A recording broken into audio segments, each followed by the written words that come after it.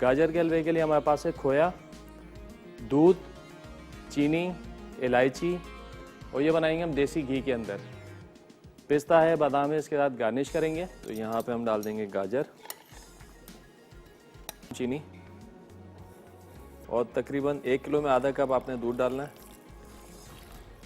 इसको मिक्स करके आपने इसको दम पे छोड़ देना है। तकरीबन आधे घंटे तक ये पकेगा, गाजर सॉफ्ट हो जाएगी और गल भी जाएगी। गाजर भी अपना सारा पानी छोड़ेगी, जितने जूसेस होंगे उसके निकल जाएंगे। देखेंगे तकरीबन पानी इसका खुश्क हो चुका है, 70% तो खुश्क हो गया, बाकी 30% थोड़ी मेहनत करके इसको सुखा लेते हैं। खासा इसको कस दिया, पानी इसका बिल्कुल खुश्क हो गया। यहाँ कर दिया हमने चूल्हा बंद। फिर फ्लेम ऑन करते हैं। थोड़ा सा मजीद भूनकर इसमें शामिल करेंगे घी। बिल्कुल ये ड्राई हो चुका है, इस तरीके से आप देखें।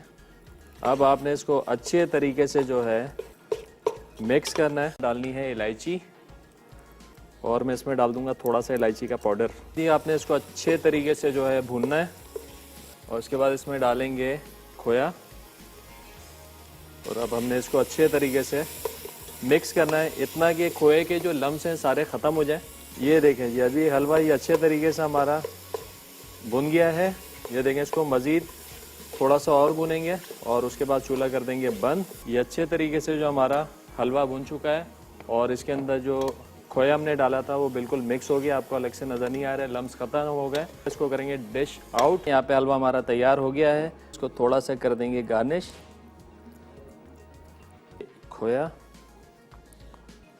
चूरा करके आपने इसको हम यहाँ पे शामिल कर रहे हैं पिस्ता और बादाम।